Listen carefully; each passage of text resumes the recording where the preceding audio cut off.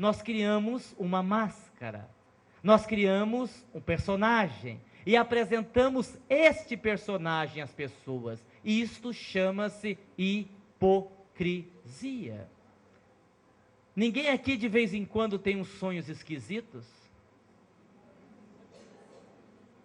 Não, tudo bem, eu vou mais longe, Ninguém aqui de vez em quando tem uns sonhos eróticos com as pessoas que não podia ser? Sim ou não? Sim. Ainda bem, então eu sou normal, graças a Deus. Ai, ainda bem. Veja lá, veja bem, eu não estou dizendo que isso é certo, nem que é errado. O que eu estou querendo dizer com isso? Que se nós queremos evoluir de verdade, o primeiro passo é você admitir o que você sente. Porque existe uma distância entre aquilo que Jesus mandou fazer e aquilo que nós damos conta de fazer. Eu acho engraçado alguns oradores que vêm falar e dizem, porque Jesus falou sobre o amor, Jesus falou sobre o perdão. Sim, ele falou, e você dá conta de fazer? Você conseguiria perdoar o assassino do seu filho? Ah, aí que está. Nós precisamos entender que somos espíritos falhos. Ora, eu sei que eu tenho que perdoar, mas me desculpe, eu ainda não dou conta. Eu sei que eu tenho que amar, mas me perdoe, eu ainda não consigo. Isso é ser honesto. Isso é você admitir o que você é, você admitir o que você sente. Esse é o primeiro passo para você impedir a infiltração de espíritos obsessores. Na segunda parte do seminário, eu vou contar uma experiência que teve lá no centro em relação a este assunto. Bom, voltando à mulher lá. Eu subi na tribuna e disse, meus irmãos, eu estou muito feliz, porque o tema que eu vou abordar hoje é um tema muito difícil, muito complicado, que eu perderia pelo menos meia hora da palestra para explicar o tema. Mas como a nossa irmã já me informou que nós estamos aqui num grupo de doutores, num grupo de intelectuais, é óbvio que eu não preciso explicar o tema, vocês sabem do que se trata. Eu vou falar sobre a alteridade. Vocês sabem o que é, não? Eu sabia que eles não sabiam. Aí os doutores ficaram assim boiando, aí para a vingança ser completa, eu disse assim, eu vou esperar um pouco. Tenho certeza que vocês vão se lembrar. E eles não se lembraram, e eu me vinguei deles. A alteridade, para quem não sabe, é o respeito às diferenças. É quando você entende que o outro é diferente de você. Que se alguém discorda de você, não quer dizer que você está errado e que ele está certo. Mas também não quer dizer que ele está errado e que você está certo. Ele simplesmente discorda de você. Porque nós somos espíritos em graus diferentes de evolução. Eu gosto muito de um exemplo dado pelo Klaus. Se você pede para uma pessoa que está no primeiro andar de um edifício narrar o que ela está vendo, e depois você pede para uma outra pessoa que está no 20º andar narrar o que está vendo, vai ser a mesma coisa? Mas quem está no primeiro andar mentiu? Não, ela narrou aquilo que ela conseguia enxergar da sua altura, como nós. Nós interpretamos a vida segundo a nossa altura espiritual, segundo a nossa evolução, é a nossa compreensão. Então, quando eu aprendo a lidar com as diferenças, quando eu entendo que o outro não é obrigado a pensar como eu, mas é obrigado a me respeitar, porque o grande problema é que quando um não concorda com o outro, nós nos tornamos inimigos. Esse é o problema do nosso movimento espírita. Eu posso discordar no campo das ideias, não há problema algum. Pode a nossa irmã chegar para mim e dizer assim, olha, Aguinaldo, eu não acho que Chico seja a reencarnação de Kardec. Eu digo, claro que é. Não, não é. Não é. E a gente trava uma briga. Meia hora depois, nós vamos tomar um café junto. Por quê? Porque nós somos irmãos acima de tudo. Ela discorda de mim, eu discordo dela, mas nós não temos que ser inimigos por causa disso. Isso chama-se alteridade. Quando isto é aplicado dentro da nossa casa espírita, a convivência fica muito mais fácil. Deu para entender? Temos aqui duas perguntas, por favor. Vocês estão aguentando o calor aí? Dá para aguentar? Dá para ir? Dá? Responda como vamos saber se somos delegados de capela.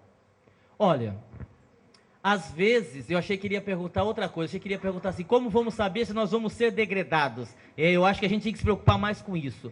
Nem sempre a gente consegue ter essa informação. Às vezes, numa sessão mediúnica, no grupo que você está, você consegue ter esta informação. Por exemplo, vamos pegar um degredado de capela que já se redimiu. Moisés. Moisés foi degredado de capela. Nós vamos falar sobre Moisés na palestra de amanhã. Um degredado de capela que não se redimiu. Adolf Hitler. Quer dizer, há 2000 anos atrás, os espíritos das trevas já estavam informados que um dia o amor do Cristo incomodaria o mal sobre a face da terra. Até porque, depois da crucificação, Jesus desceu às regiões subcrostrais e foi pregar para os dragões. E eu vou explicar o que é os dragões daqui a pouco. E foi pregar para os magos negros. E foi resgatar Judas Iscariote, que estava no Vale dos Suicidas. Deu para entender? Nós temos que nos preocupar com outra transição, que é o que o nosso irmão falou no papelzinho, a transição do homem velho para o homem novo. É isto que importa. Deu para entender até aqui?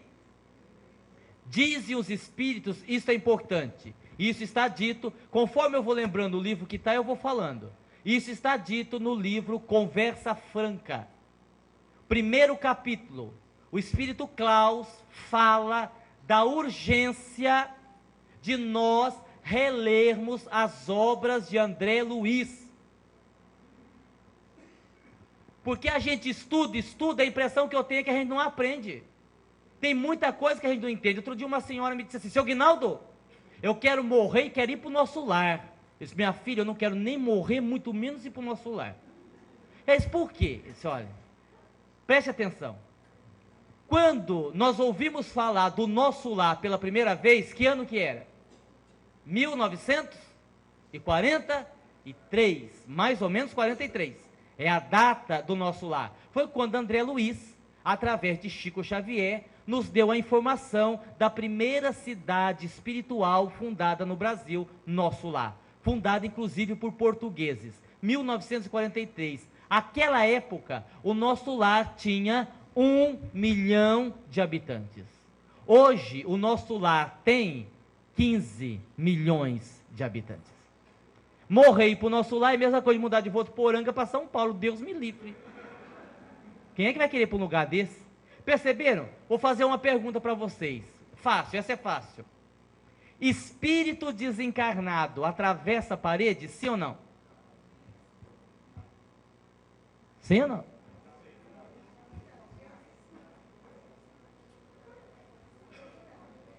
Olha, teoricamente atravessa, porque se espírito desencarnado não atravessar as paredes, para você se livrar do obsessor é só fechar a porta, não entra um aqui dentro.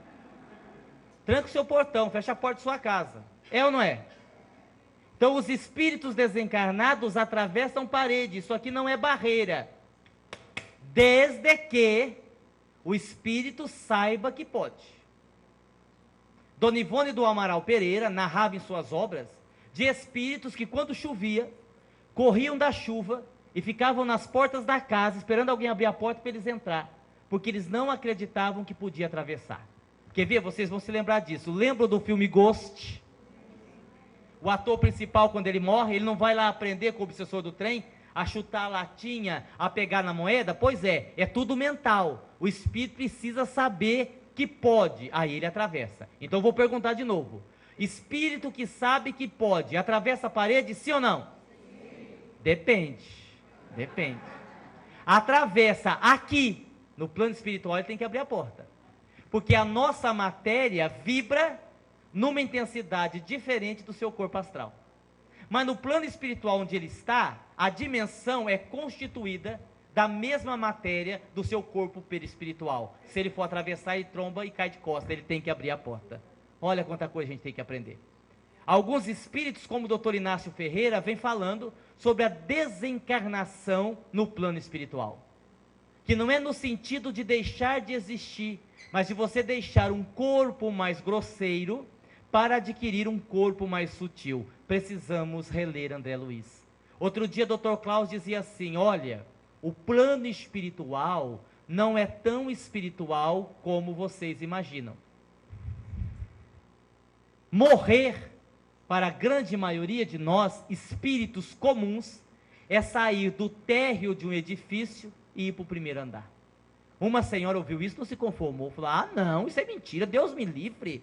Para mim morrer, a gente ir para um lugar de paz, de felicidade, volitar para cá, volitar para lá. Pelo amor de Deus, o negócio dela era volitar. Vocês acham que é assim? É assim, é assim. Para os espíritos que fizeram jus a esta condição. É assim. Não para a grande maioria de nós. Para a grande maioria de nós, é ir para o primeiro andar, ou seja, não muda muita coisa. E aí o Cláudio disse assim, diga para nossa irmã, para ela ficar feliz se ela for para o primeiro andar, porque pelo que ela anda fazendo, merecia descer para a garagem. Ah, mas isso é um absurdo. Olha, não é absurdo. André Luiz, Nosso Lar, primeiro capítulo. Olha bem, estou dando referência. Por isso que para entender essas obras que estão surgindo agora, nós temos que voltar em André Luiz, porque tem um monte de coisa que está lá. O Klaus disse que o mundo espiritual não é tão espiritual assim. André Luiz, no primeiro capítulo do Nosso Lar, ele diz que quando ele estava no umbral, ele sentia todas as necessidades fisiológicas. Precisa dizer o que é? Não, eu vou dizer. É vontade de fazer cocô, é vontade de fazer xixi, de vomitar, é isso. É isso. André Luiz diz isso textualmente no livro. Ora, daí o que você entende? Que o corpo espiritual da grande maioria dos espíritos que estão próximos aqui da terra, eles também sentem essas necessidades. Lá no Nosso Lar não houve tráfico de comida? Vocês lembram disso? Alguns espíritos estavam jogando pacote de carne para dentro do Nosso Lar. Até eu, convenhamos. Convenhamos. Eu não tenho medo de morrer, mas eu morro de medo. O que é que vão me dar para mim com medo lá de lá? Porque, gente, pelo amor de Deus, deve ser muito ruim morrer. Ó, é caldinho daqui, sopinha dali. Caldinho daqui, sopinha dali. Não tem uma Coca-Cola, não tem um bife, não tem nada. Vocês já notaram? Não tem um livro que fala de... É só chazinho, chazinho, sopinha, sopinha, chazinho. Quem é? Pô, aí emagrece mesmo. Para emagrecer vai ser uma maravilha. Nós vamos perder peso adoidado. Tráfico de comida no Nosso Lar. Está lá. Vocês se lembram disso? Se lembram disso? Pois é. Então como é que nós estamos exagerando? Como é que tem gente que diz, ah, mas isso que estão escrevendo nesses livros é coisa de obsessor, é médium perturbado. Como perturbado? Eu estava outro dia numa palestra falando sobre os dragões, que para quem não sabe, são os espíritos que lideram, são os líderes da maldade organizada. E quando eu fiz a referência aos dragões, uma mulher ergueu a mão e disse assim, Sr. Aguinaldo, o senhor vai me desculpar, mas eu acho que esse apelido que o senhor deu para os nossos irmãozinhos obsessores é um apelido muito feio. Eu fico imaginando assim, por que não pega o obsessor e leva para casa então, né? Eu lembro que eu estava numa sessão mediúnica uma vez, e uma mulher estava doutrinando o espírito, e ela dizia assim para o espírito, você vai sair da casa dela? Não saio. Não, você vai sair. Eu não saio. Você vai sair em nome de Jesus. Ele disse, tá bem, então eu saio da dela e vou para a sua. Ele disse, não pode ficar na dela mesmo. Ah... Está vendo como é que é? Eu já doutrino de um jeito diferente. Tem que ser diferente. Outro dia um espírito se comunicou, é verdade. Outro dia um espírito se comunicou, ele estava perseguindo uma trabalhadora da casa. E antes de eu começar a doutrinação, antes de eu começar a conversar com ele, ele já incorporou, olha, não vem conversar comigo não. Apontou para a trabalhadora, eu vou acabar com essa miserável, ela vai acabar na miséria, de preferência ela vai cometer suicídio, e não vem que esse negócio tem que perdoar, porque eu não perdoo. Eu disse, meu irmão, quem foi que falou para você que eu ia mandar você perdoar? Aliás, ao contrário, eu acho que se ela lhe deve, ela tem que pagar ceitil por ceitil. A trabalhadora olhou para mim e disse, Aguinaldo, é para me ajudar, viu? Eu disse, não, fica tranquilo, fica tranquilo. O espírito disse, você acha? Acho, meu irmão, acho. Eu concordo plenamente com você. Se ela te fez tanto mal assim, você tem que cobrar mesmo, porque quem deve tem que pagar. A mulher disse, Aguinaldo, pelo amor de Deus, fica quieta, minha irmã. Aí o espírito sorriu e disse, assim dá gosto da gente vir num centro espírita.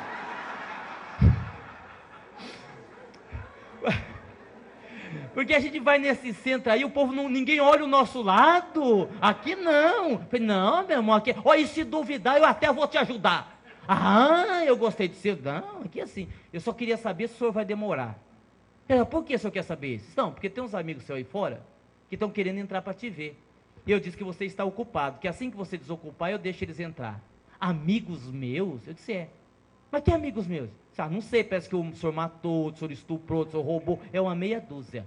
E o senhor vai deixar eles entrar? Eu digo, ora, quem deve tem que pagar até o último ceitil, não é, meu irmão? Meus irmãos, foi a doutrinação mais rápida que eu fiz. Melhor do que pastor evangélico. Nunca mais vi o Espírito. Desapareceu. Porque, olhe, eu vou dizer uma coisa a vocês. Com todo o respeito eu vou dizer isso, tá? Porque em nenhum momento é que eu estou faltando com respeito. Nós estamos estudando e eu tenho que falar desses assuntos graves, desses assuntos sérios. As nossas sessões mediúnicas, pelo menos a maioria, só dão conta dos obsessores, porque os obsessores que vão lá são pé de chinelo, ladrão de galinha. Se for um cara bom, olha, eu não sei o que acontece com a sessão. Eu tive uma experiência. Eu estava numa sessão quando se comunicou um mago negro. Mago negro, para quem não sabe, são os espíritos que estão em segundo lugar na hierarquia do mal. Nós temos os dragões que comandam, que lutam contra Jesus há milênios. São os espíritos que foram expulsos de Capela, que vieram para a Terra com o desejo de dominar a Terra. E até hoje eles estão lutando contra Jesus. Os dragões estão na escala máxima. E quando eu digo dragões, não é que eles têm forma de dragão. Não é isso. Eles são seres normais. Eles se auto-intitulam dragões porque dragão dá a impressão de poder. Não é? Ele voa, solta fogo pelas narinas. Então eles se auto-intitulam assim. Mas não são iguais dragões. São espíritos normais. Eles estão no topo. Em segundo plano, são os magos negros. Espíritos altamente inteligentes. Muito inteligentes. E veio um mago negro desse na nossa sessão mediúnica. Na ocasião eu só estava assistindo. Ele chegou e a doutrinadora besta, né? Porque tem um monte de doutrinador besta, né? Me desculpe o termo, mas a grande maioria dos nossos doutrinadores não estão preparados para dialogar com os espíritos, não sabem dialogar, não conseguem dialogar, falam um monte de abobrinha, um monte de coisa decorada. Cuidado com o que você diz ao espírito, porque o espírito enxerga o teu sentimento, não seja bobo. O espírito chegou e a doutrinadora foi logo dizendo: seja bem-vindo, meu irmão. O espírito disse assim: olha, em primeiro lugar, eu não sou seu irmão, porque nós não comungamos a mesma crença. Em segundo lugar, eu conheço os seus sentimentos. Sei que você não gosta nem das pessoas que estão aqui e trabalham com você, que dirá de mim que você nem me conhece. Por isso, duvido que eu seja bem-vindo aqui. Quando o Espírito disse isso, eu comecei a prejudicar o grupo, porque eu disse, o cara é bom, rapaz. Eu comecei a torcer pelo obsessor. Falei, o cara é bom. Que cara inteligente. Esse cara é inteligente. Eu errei, eu admito que eu errei, mas eu comecei a torcer para ele. E aí a doutrinadora, um pouco desconcertada, disse, mas meu irmão, veja bem, o senhor está no hospital? Eu disse, sim. E agora você vai dizer que vocês vão cuidar de mim, que eu sou doente, não é isso? Esse engraçado. E quem é que cuida de você? Porque supõe-se que para cuidarmos de alguém, estejamos melhor que este alguém. Sinceramente, eu não vejo que você está melhor do que eu. Aliás, acho que você está pior. Porque eu sou inimigo do Cristo, mas eu assumo isso, enquanto você faz maldades tanto quanto eu, mas se disfarça de cristã boazinha. Quem é que está pior, eu ou você? Já doutrinou ela, veio outro doutrinador. Outro chegou e disse, meu irmão, é preciso amar. O Espírito sorriu e disse, não tem mais argumento, né? Quando vocês vêm com essa ladainha, tem que amar, é porque vocês não sabem mais o que dizer. Sim, mas o amor não é ladainha? Se o amor não é ladainha, por que o senhor não vai amar o seu filho na sua casa? Aliás, um filho que o senhor obrigou há mais de 10 anos. Se o senhor não tem coragem de perdoar seu filho, que é sangue do seu sangue, como é que o senhor vai falar de amor comigo? O senhor nem me conhece? Já doutrinou ele também. Bom, quem quer saber a história toda, está no livro Não Há Mais Tempo, tá? Compre lá. O útil, vou logo no útil, senão não vai dar tempo. Chegou o presidente, porque o presidente é o presidente. O presidente é o presidente. Que é isso? É o presidente? O presidente chegou e disse, meu irmão, não há necessidade do senhor atirar essas verdades na nossa face. Nós temos consciência que somos crianças espirituais. O Espírito sorriu e disse, até que enfim alguém foi coerente aqui nessa sala. Até que enfim alguém disse a verdade. Realmente, vocês são crianças espirituais. e na condição de crianças não deveriam se meter a fazer trabalho de gente grande, porque vocês não dão conta. E saiu caminhando tranquilamente. E eu lá no fundo, é isso daí. Deu para entender como é que é? Então nós precisamos prestar atenção nisso. E quando a senhora disse, voltando ao que nós estamos falando, reler André Luiz, o senhor não devia ter chamado o nosso irmão de dragão. Mas foi eu que chamei. O livro Libertação, quem que leu o livro Libertação aqui? André Luiz, aí, 1949, tem um capítulo onde o instrutor Gúbio e André Luiz vão a uma cidade chamada Cidade Estranha, cidade dos Gregorianos. Chegando lá, eles vão falar com o prefeito da cidade, Gregório, e Gúbio diz assim: Gregório, nós viemos resgatá-lo em nome de sua mãe, Matilde. Matilde pediu que viéssemos. E Gregório diz assim: eu e minha mãe estamos divorciados, porque ela serve ao Cristo, eu sirvo os dragões. Ele usa esta palavra, esta denominação, em 1949, está lá em André Luiz. Como é que não falou? Como é que nós estamos inventando? Ora, o livro Conversa Franca, no último capítulo, ou no penúltimo, Dr. Klaus fala sobre os elementais.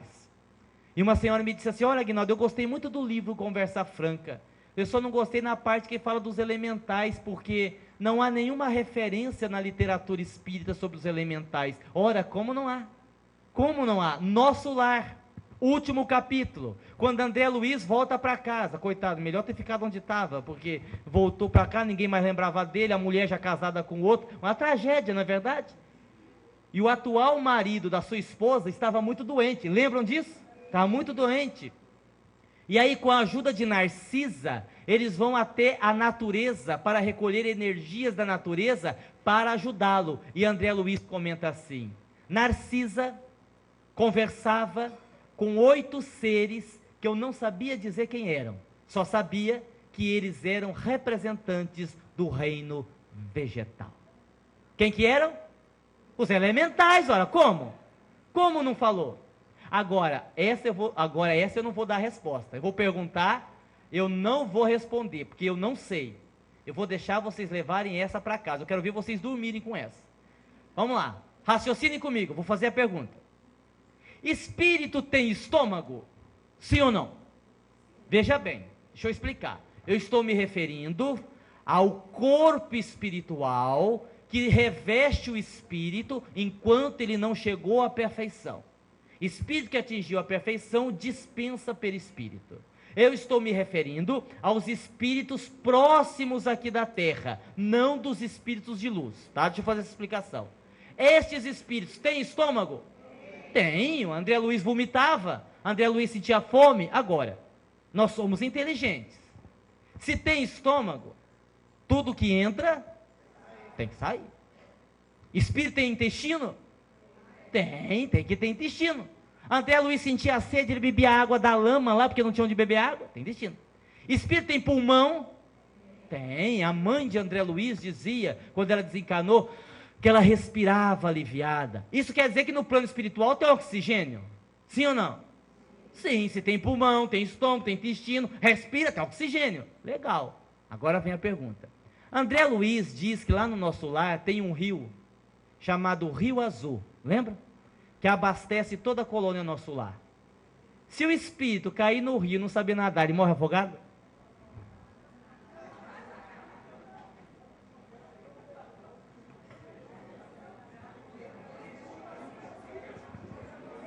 Ó, não é morrer no sentido de deixar de existir, que nós somos imortais. Morrer no sentido de deixar aquele corpo. Quem faz essa pergunta, quando vocês forem dormir hoje, evoquem ele e perguntem a ele. É Dr. Inácio Ferreira, espírito. Ele é que inventa essas coisas. Vocês perguntam para ele, que ele não me disse a resposta, então eu também não sei. É para deixar vocês pensarem mesmo.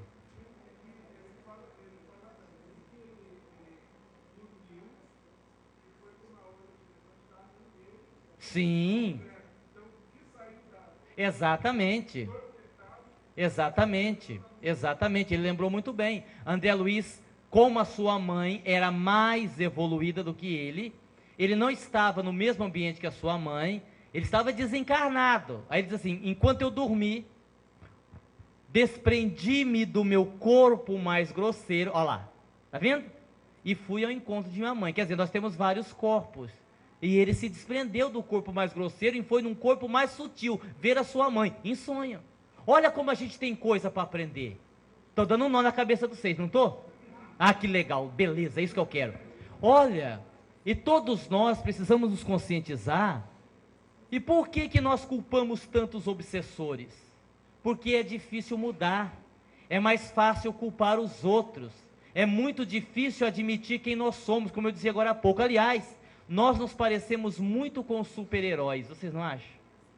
Por exemplo, a gente se parece muito com, não é super-homem não, quem falou super-homem, tá louca? Nós parecemos muito com o incrível Hulk.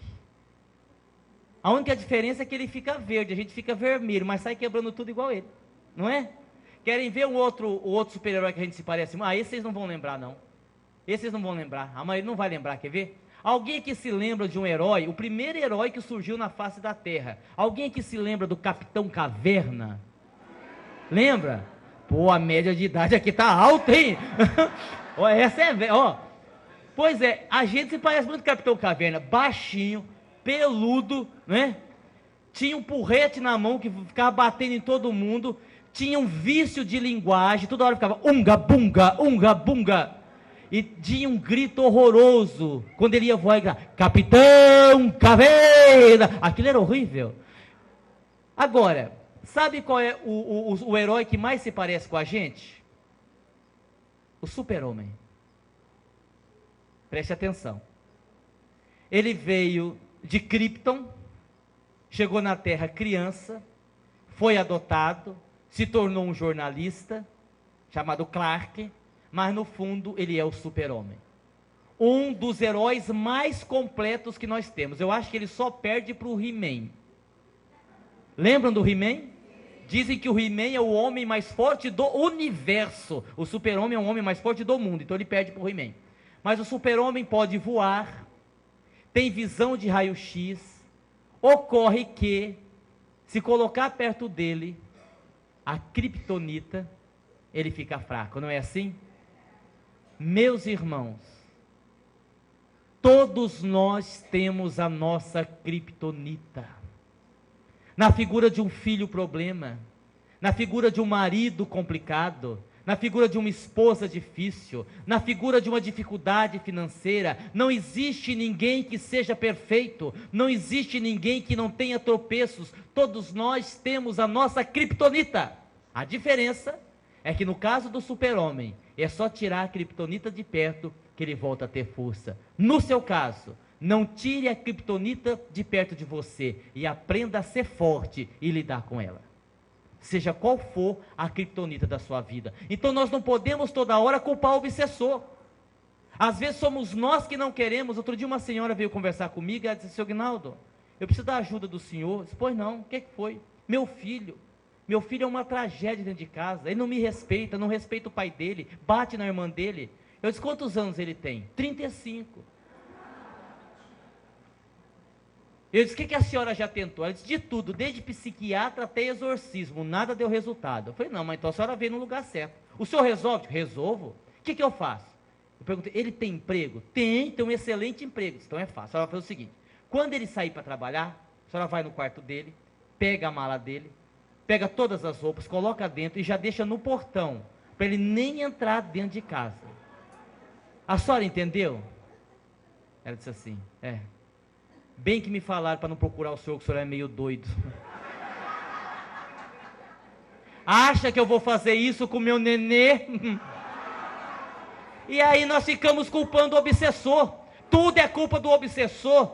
Tudo é aparelho parasita implantada. Mentira! É falta da gente tomar atitude na vida, porque muitas vezes nós somos omissos, não temos coragem de agir, não temos coragem de fazer o que nós devemos fazer. E aí é fácil culpar o obsessor. Como um homem chegou até mim outro dia e disse, Aguinaldo, eu preciso da sua ajuda, porque sei que aqui no seu centro o centro é forte. Você, meu filho, não sei se o centro é forte, a gente faz o que pode. A minha mulher, o que tem? Está num processo obsessivo terrível, e eu acho que é obsessão complexa.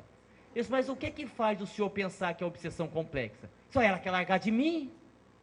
Só veja, uma família sólida, 4 filhos, nós nos amamos, quer ir embora de casa? Eu disse, o senhor trouxe sua esposa? Não, não consegui, os espíritos não deixou. Eu disse, olha, seria muito importante que eu conversasse com ela. Eu vou tentar trazê-la. Passou uma semana, o homem voltou. Falei, tá aí, eu trouxe. Disse, o senhor não vai dar conta, hein? Eu disse, não, meu irmão, fica tranquilo, aqui nós damos conta. Manda ela entrar. Olha, o senhor vai precisar dos médios bons, com os espíritos ali, ou o obsessor dela é coisa feia, o bicho é feio. Isso aqui. Disse, meu irmão, fique tranquilo, mande ela entrar. Ela entrou, se sentou, disse assim, boa noite, boa noite. Eu disse, olha, Aguinaldo, muito obrigado por você ter me recebido, mas eu acho que a nossa conversa é inútil. De fato, eu tenho um obsessor, meu marido. São 20 anos de sofrimento. Ele me trai, não me respeita, me agride verbalmente. Eu aguentei até agora em nome dos meus filhos que eram pequenos. Mas meus filhos cresceram, foram cuidar da vida deles. Eu acho que eu tenho o direito de ser feliz. Estou largando dele sim, para me libertar desse obsessor e ser feliz. Até logo, muito obrigado. O homem entrou. Então, senhor Aguinaldo, o senhor viu o obsessor?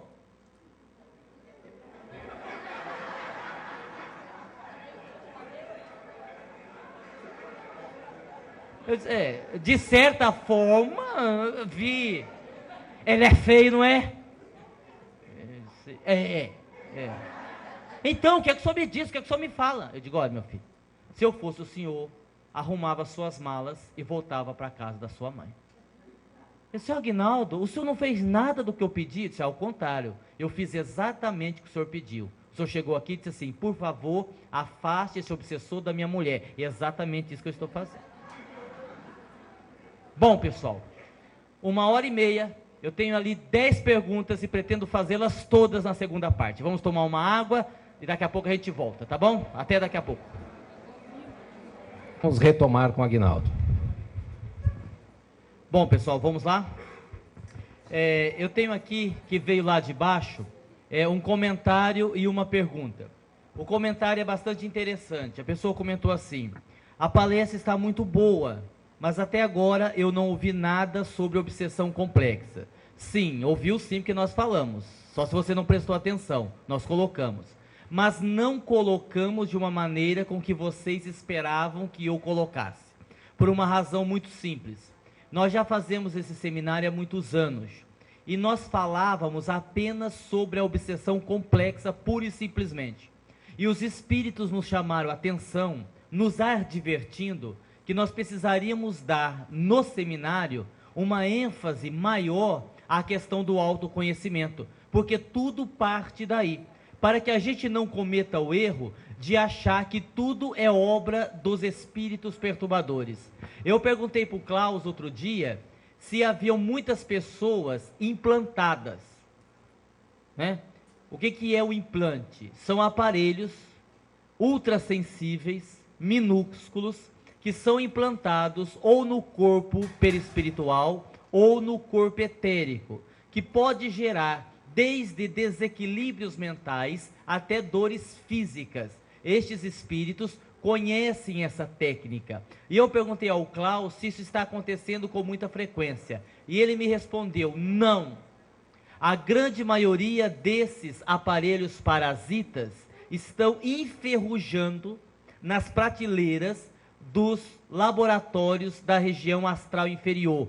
Eu perguntei por quê. Ele disse, porque não tem quem implantar. Os espíritas estão se encarregando de se matar entre eles. E isto é uma realidade. Até para ser obsediado, você precisa ter mérito. Confeccionar um aparelho parasita é trabalhoso. Não é qualquer espírito que sabe fazer. Eles precisam roubar o ectoplasma dos encarnados. Eles precisam ter um conhecimento profundo de ciência. E eles não saem por aí implantando em qualquer um. A grande maioria de nós não damos conta nem de nós mesmos. Não damos conta nem de nós mesmos. No estado de São Paulo, por exemplo, e isso é um problema, a gente observa que os grupos, eles estão soltos, distantes uns dos outros. E nas casas espíritas, a gente percebe o que eu já falei aqui, muita briga, muito melindre, muita discussão boba, sem a menor importância. Ora, você acha que um espírito inteligente, um espírito cientista, vai estar preocupado com você que não consegue cumprir nem com as obrigações tradicionais da casa espírita? Não vai.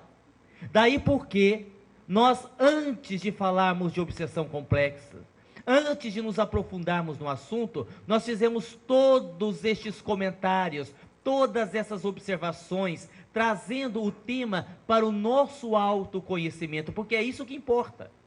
Não adianta nada nós sermos um grupo que conhecemos as estratégias dos espíritos obsessores, que sabemos sobre obsessão complexa, mas que não fazemos nada com aquilo, que não damos conta de cuidar de nós mesmos. Então, nós fizemos essas observações porque elas são necessárias para que nós não confundamos as coisas. E aqui temos uma pergunta, a pessoa pergunta se os dragões seriam os anjos decaídos. Sim, são.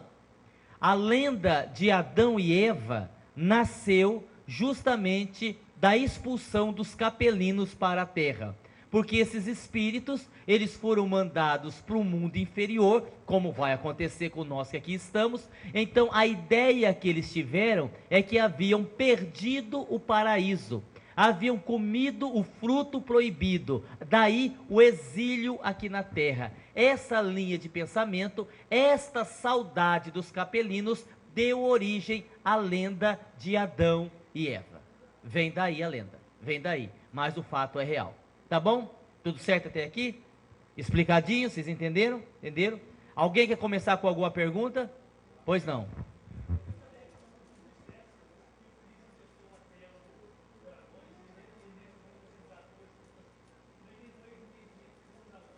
Ah, sim, ele perguntou, para quem não ouviu a pergunta, se Jesus desceu até as regiões subcrostrais após a sua crucificação, como foi esse entendimento com os dragões?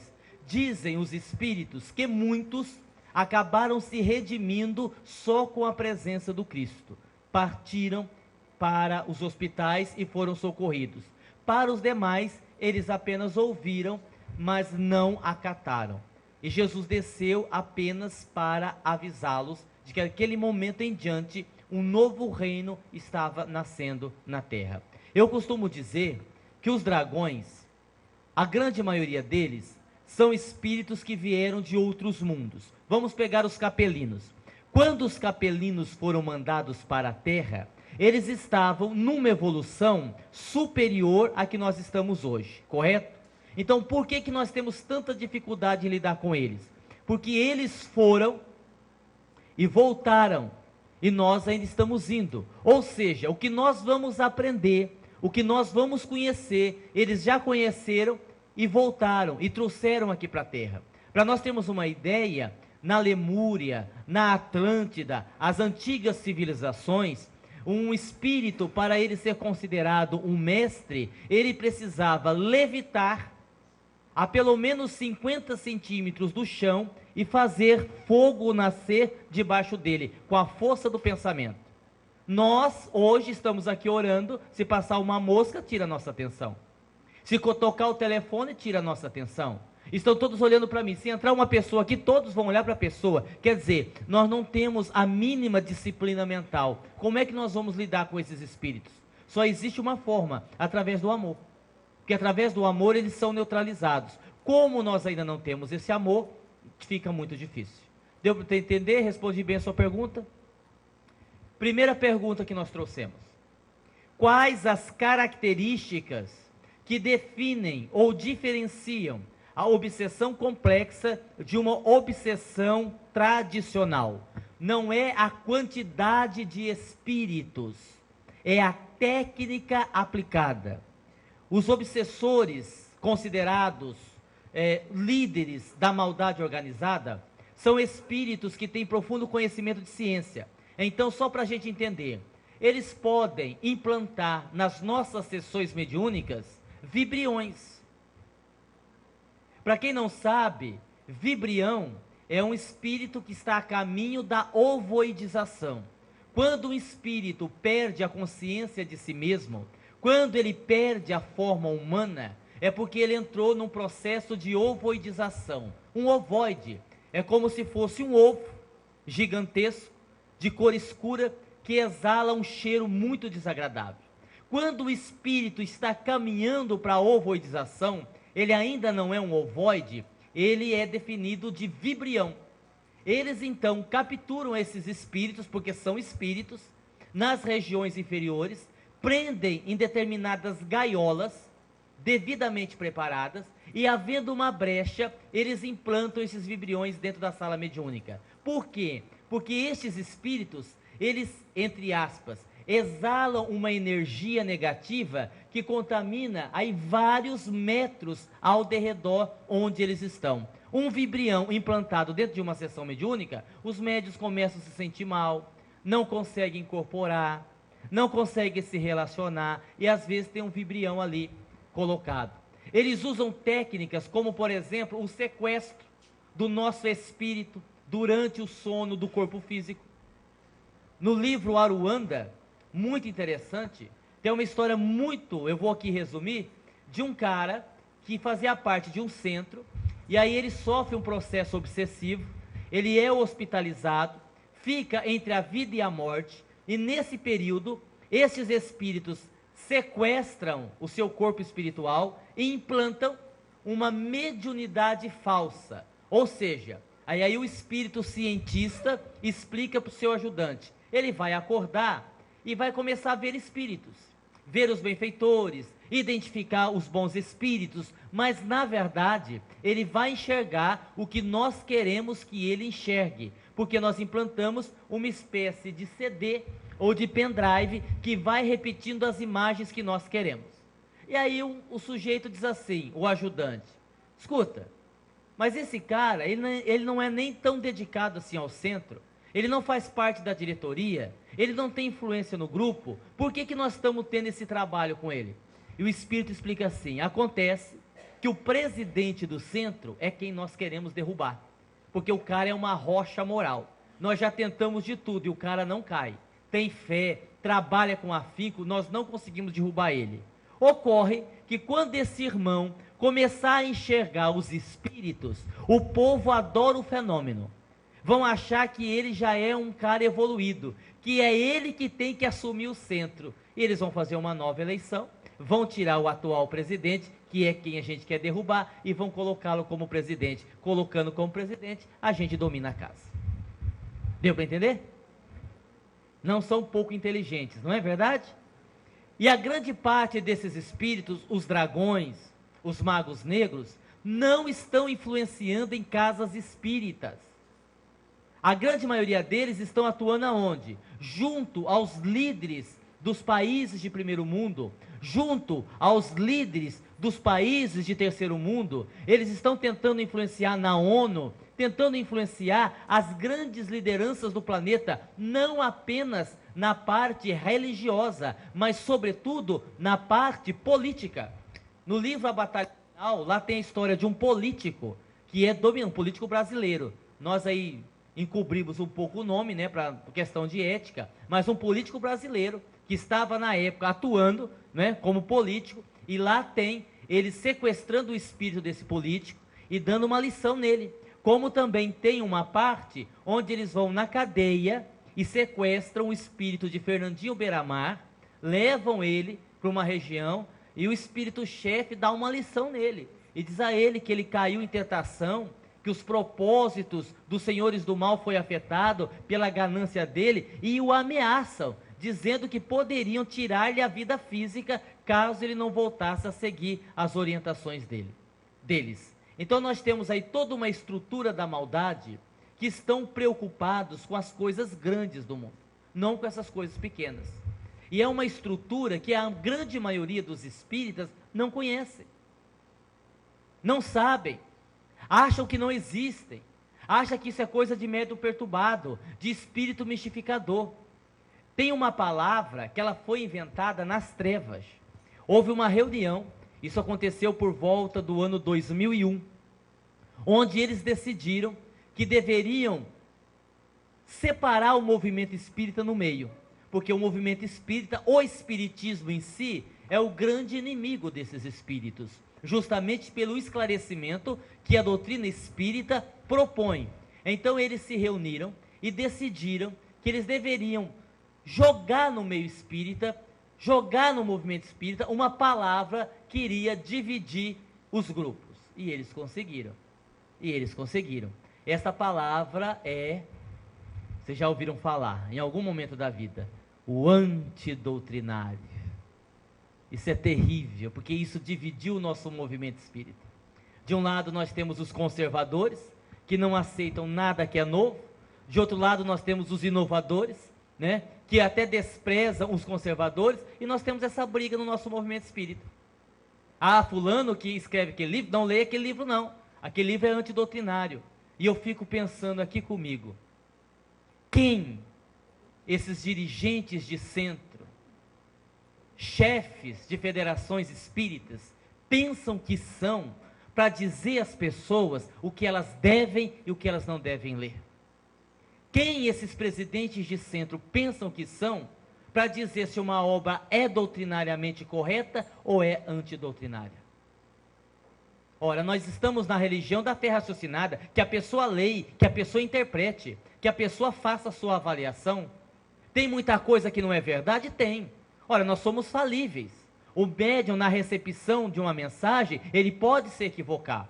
Eu conversava com o nosso irmão, ainda hoje, quando eu cheguei, que lá na nossa casa, nós usamos técnicas de apometria, mas não recomendo apometria nos centros. Por quê? Porque os apômetras, a grande parte deles, estão viajando na maionese. Colocaram a apometria como a salvação da pátria. Isso não é verdade. A apometria é apenas uma técnica que pode ser usada para auxiliar o espírito, nada mais do que isso. Eu fui falar num centro outro dia, e era uma varanda aberta, e o vizinho, sei lá o que ele era, ele detestava o centro. Eu comecei a falar, ele começou a jogar pedra. Começou a falar palavrão e jogar pedra. Eu parei a palestra. Falei para o presidente, falei, melhor a gente parar, essa pedra vai me acertar. Ele disse, não, fica tranquilo, eu vou criar um campo de proteção para te proteger. Falei, o senhor vai ficar o senhor aí, campo de proteção. Eu não, meu. Que campo de proteção? Que acha que vai segurar a pedra lá do outro? Vai nada. Então, o pessoal viaja muito na maionese. Agora, o que precisa ser dito, estes espíritos combatem a Jesus. Nós vamos ver muitas tragédias, porque esses espíritos, eles estão passando por um processo muito doloroso. Eles sabem que não tem mais muito tempo aqui na Terra. E aí alguém vai dizer assim, mas Aguinaldo, se Jesus já desceu lá na região subcrostral, se Jesus já avisou, se eles sabem que o bem vai reinar na Terra, se eles sabem que o planeta será um planeta de regeneração, por que eles continuam lutando? Porque se eles conseguirem levar junto com eles uma quantidade muito grande de seres humanos para o mal, talvez, na crença deles, Jesus desista do processo de regeneração da Terra. Tanto é que o objetivo desses espíritos é criar ou desenvolver ou colaborar para a Terceira Guerra Mundial. O ataque às Torres Gêmeas, no ataque às Torres Gêmeas, Bin Laden era apenas um fantoche nas mãos desses espíritos. E os espíritos das trevas consideram o ataque às Torres Gêmeas um grande fracasso, porque houve uma intervenção do plano espiritual superior, evitando-se que um avião se chocasse contra o Vaticano, porque a ideia central era tirar a atenção com o ataque às Torres Gêmeas e um terceiro avião ser jogado contra o Vaticano, e aí sim causaria a Terceira Guerra Mundial. Então esses espíritos, eles estão apostando as últimas fichas, porque sabem que não tem mais tempo a perder. Está havendo o processo de reurbanização extrafísica, você já deve ter ouvido falar. Por exemplo, você pega hoje o Vale dos Suicidas, é um vale bem diferente daquele vale narrado por Dona Ivone do Amaral Pereira no livro Memória de um Suicida, porque já houve um processo de reurbanização, a construção de hospitais, a construção de escolas, a prisão de determinados espíritos, o socorro de outros espíritos, e esse processo está afetando diretamente as organizações da maldade. Então eles estão investindo contra o ser humano, e aqueles que não tiverem vigilância, aqueles que não tiverem oração, vão, como diz na gíria popular, vão rodar. porque eles vão conseguir envolver. Perceberam da gravidade? Agora nosso seminário ficou um pouco mais sério, porque nós agora entramos de vez na